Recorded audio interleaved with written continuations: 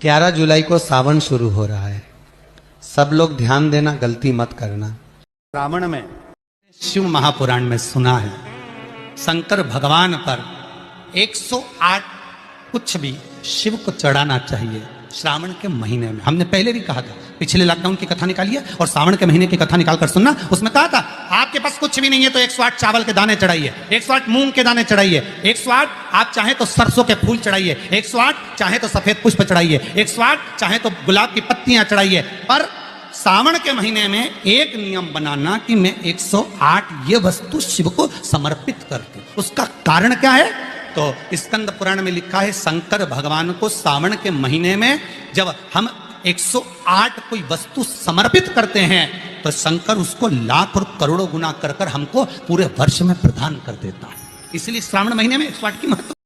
पहला दिन एक बेलपत्र शिव को अपनी मनोकामना कर कर रोग दोग बीमारी तकलीफ कष्ट दूर करने के लिए शंकर के शिवलिंग पर अगर बन सके तो मंदिर में, आप लोग तो यहाँ हैं तो देवाधिदेव महादेव कंकर शंकर को चढ़ाओ। और अगर बेलपत्र नहीं हो तो बेलपत्र जो चढ़ी हुई हो उसी को धोकर वापस चढ़ाओ।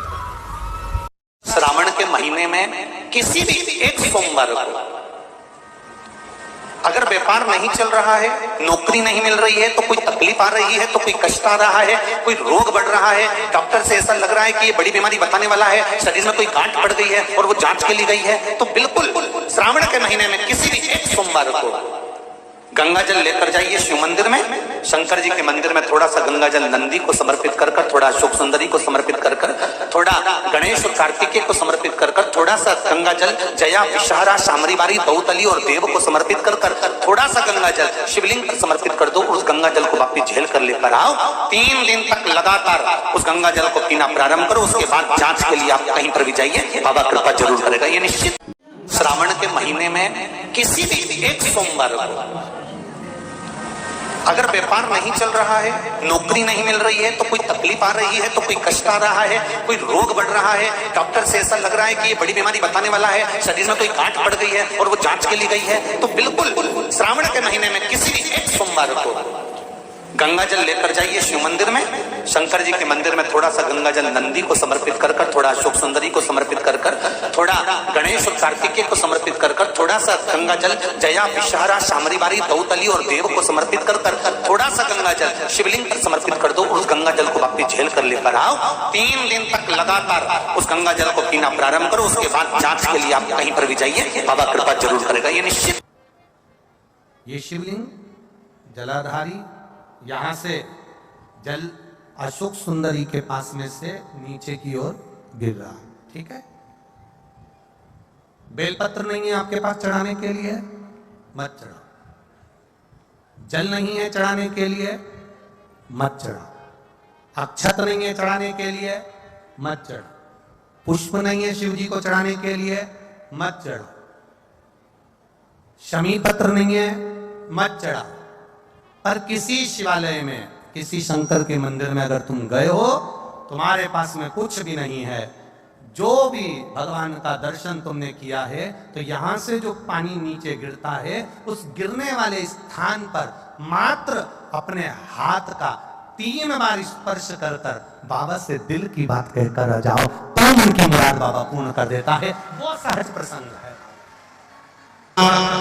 पहला दिन एक बेलपत्र शिव को अपनी मनोकामना कर कर रोग दोग बीमारी तकलीफ कष्ट दूर करने के लिए शंकर के शिवलिंग पर अगर बन सके तो मंदिर में, आप लोग तो यहाँ हैं तो देवाधिदेव महादेव कंकर शंकर को चढ़ाओ। और अगर बेलपत्र नहीं हो तो बेलपत्र जो चढ़ी हुई हो उसी को धोकर वापिस चढ़ाओ।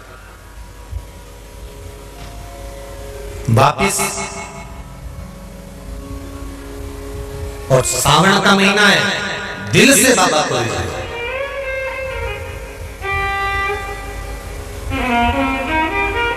हम धर्म करने के चक्कर में, परमात्मा के भजन के चक्कर में किसी का अपमान ना करें। इसका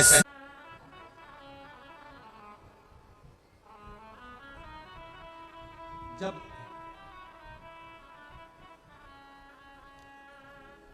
सारी दुनिया की ठोकर खा लो, सारी दुनिया के हाथ जोड़ लो, सारी दुनिया से निवेदन कर लो, और उसके बाद भी तुम्हारी दुख की घड़ी समाप्त नहीं हो, तब प्रयास करना। तुम्हारे घर में कोई गमला हो, कोई पौधा लगा हो, जो भी पौधा लगा, हम ये नहीं कहेंगे कि वो गुलाब का है, कि गेंदा का है, कि शमी का है, कि बेलपत्री का है, जो पौधा तुम्हारे घर में लगा,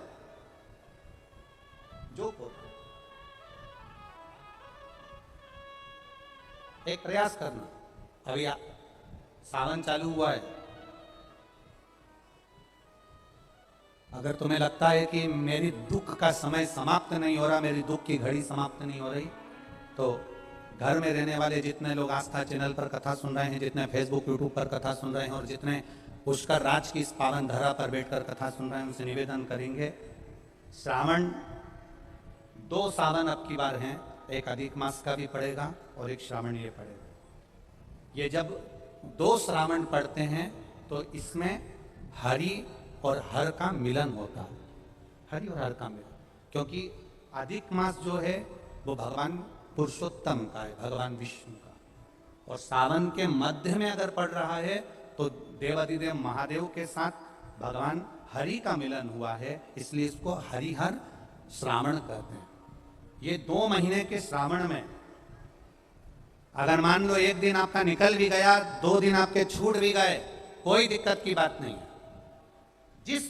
जो पेड़ तुम्हारे यहाँ लगा हो, जो पौधा तुम्हारे यहाँ लगा हो, जो वृक्ष तुम्हारे यहाँ लगा हो, जो क्यारा तुम्हारे यहाँ, कुंडी तुम्हारे यहाँ, उसी की मिट्टी को, उसी के पेड़ के नीचे, उसी पौधे के नीचे, उस मिट्टी को थोड़ा सा हाथ से उसको उठाकर एक लिंग की आकृति बना लें। उसमें जलाधारी बनाने की जरूरत नहीं, केवल लिंग की आकृति बनाकर उसी की पूजन वहीं कर कर, पानी चढ़ाकर 15 से 20 मिनट बाद अपना काम करने के बाद उसी को उसी मिट्टी में विसर्जन कर दें, अपनी कामना कर कर। देवाधिदेव महादेव 2 महीने के बाद क्या देगा ये वही जान सकता है।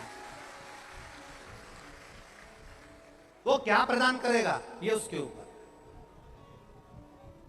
देख लिया हमने, बहुत बहुत प्रयास कर कर देख लिया, सारी दुनिया का हमने प्रयोग कर कर देख लिया। इनसे भी पूछा, उन्होंने कहा वाशरूम इधर बना दो, वास्तु शास्त्री ने कहा ये बना दो, ज्योतिषाचार्य ने कहा ये बना दो, उन्होंने कहा ये बना दो, उन्होंने कहा वो बना दो। हमने दुनिया का काम कर कर देख लिया, हाथों की अंगूठियां बदल कर देख ली, नथ आभूषण बदल कर देख लिए, सोने की दिशा बदल कर देख ली, सीढ़ियों की दिशा बदल कर देख ली। अब जब सारी दिशा बदल कर देख ली, सारा काम कर कर देख लिया, उसके बाद भी अगर हमारी ग्रह दशा नहीं सुधरे, हमने सबके दरवाजे जाकर देख लिया, देवी देवता उनके भी धोख धोख के देख लिया, पर जब भी अगर हमारी दशा ना सुधरे तो फिर कहीं मत जाना, महादेव के चरणों में जाकर बस उसकी आराधना में लग जाना, हो जाएगा। जो माताएं श्रावण के सोमवार का व्रत करती हैं वो पशुपति व्रत मत करना। जो श्रावण के सोमवार का व्रत नहीं करती हैं वो पशुपति व्रत कर सकती हैं, उनको पशुपति व्रत करने का मना नहीं। पर यदि श्रावण का व्रत आप पहले से करते आ रहे हो, श्रावण महीने का व्रत करते आ रहे हो, या श्रावण के महीने में तुम सोमवार करते आ रहे हो, तो फिर पशुपति व्रत ना करते हुए इसको 1 महीना, भले 2 हुए हो, 3 हुए हो, 4 हुए हो, रोक दो। फिर अगला जब श्रावण पूर्ण हो जाए फिर जो सोमवार आए फिर चालू कर दो।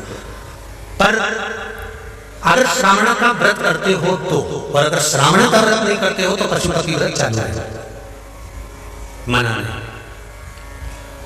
श्रावण के महीने में जल चढ़ाने के पात्र 2 कर लो। कितने पात्र कर लो? जम के बोलो, 2 पात्र कर लो। भले 2 हाथ में लेकर मत जाओ, एक के ऊपर एक कलश लेकर जाओ। उसका कारण क्या है? शंकर भगवान ने मां पार्वती के सम्मुख में गंगा का आवाहन करा था, तो गंगा जी ने आकर पूछा था, स्वामी जब पार्वती आपके नजदीक में विराजमान है तो मुझे बुलाने का कारण क्या है? भगवान शंकर कहते हैं, श्रावण का महीना प्रारंभ हो रहा है, जब मेरे ऊपर सृष्टि का भार आएगा तो मुझे गंगा और पार्वती दोनों की जरूरत पड़ेगी। जब घर में विवाह आता है, शादी आती है, कोई फंक्शन आता है, कोई मेहमान आते हैं, तो थोड़ी ड्यूटी बढ़ जाती है। रोज 8 बजे उठते हो, पर शादी रहती है तो कितनी बजे उठना पड़ता है? सुबह 6 बजे 7 बजे। यहाँ पर भी आप रोज अपने घर पर उठते होगे 8 बजे तक 7 बजे तक, पर यहाँ तो तुम जब सो रहे होगे तो सवेरे कब हो जाती है और रात कब हो जाती है तुम्हें नहीं मालूम पड़ता होगा कि कब रात होगी कब सवेरे होगी।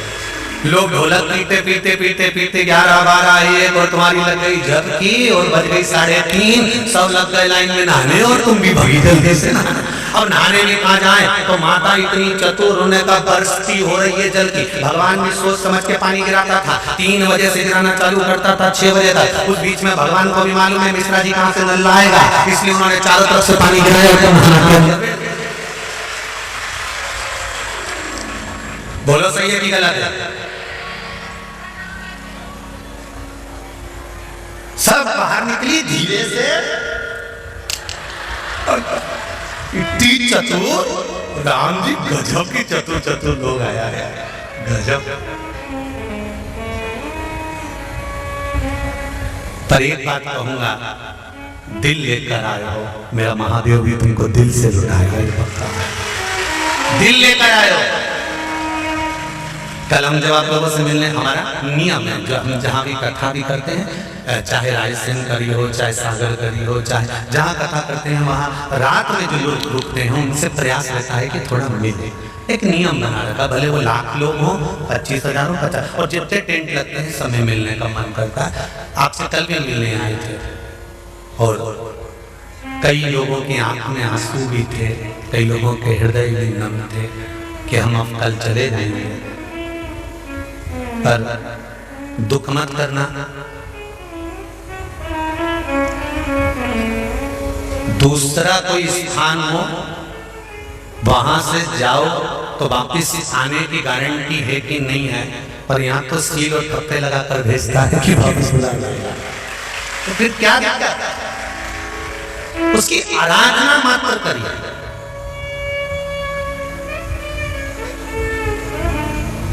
खूब धनपति भी बैठे हैं, खूब, आप लोगों में कोई कमी नहीं है। किसी की यहाँ जमीन है तो किसी की गाड़ी है, तो किसी का बंगला है, किसी की सत्ता है, किसी का आनंद है, बहुत बैठे हैं। पर आप लोगों ने 7 दिन जो कथा, एक ये पटिया लगा हुआ है, तख्ता लगा हुआ है और उस पर आराम से सोकर 7 दिन कथा का रस स्वादन जो करा है वो जिंदगी भर नहीं भूल पाओगे।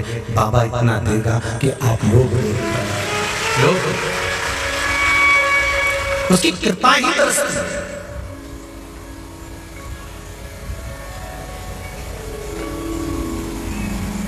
उसकी कृपा बिना कुछ नहीं। तेरी कृपा बिना न हिले एक भी अणु, लेते श्वास तेरी कृपा से तनो तनो। बाबा की कृपा होती है तो आना होता है।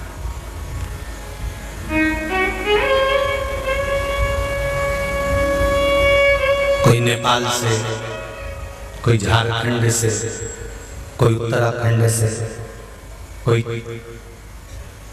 चेन्नई से, ना जाने कहां कहां से पधारे, कोलकाता से। शिव कृपा है। कावड़ का जल लेकर, हाथ में जल लेकर जितने कदम चलकर हम शंकर के मंदिर तक या बेलपत्र के वृक्ष तक जाते हैं, जितने कदम चलते हैं उतने तीरथ हम पार कर शिव के नजदीक पहुंच जाते हैं। उतने तीरथ पार कर, सारे तीरथ धाम आपके चरणों में, हे भोलेनाथ प्रणाम आपके चरणों में। सारे तीरथ वहीं पर है, वहीं। पहले कथा में कहा 33 कोटि देवता शिव जी के शिवलिंग के पास, 33 कोटि, पूरा परिवार तो है ही, 33 कोटि देवता जहां से जल निकलता वहां विराजमान होते। तो देवता सब वहीं पर है, तो वैकुंठ कहां होगा? ब्रह्मलोक, इंद्रलोक, जल लोक, वरुण लोक, गरुण लोक, सारे वहीं। इसलिए शिव जी का मंदिर नहीं होता, शिवालय होता है। क्या होता है? शिवालय।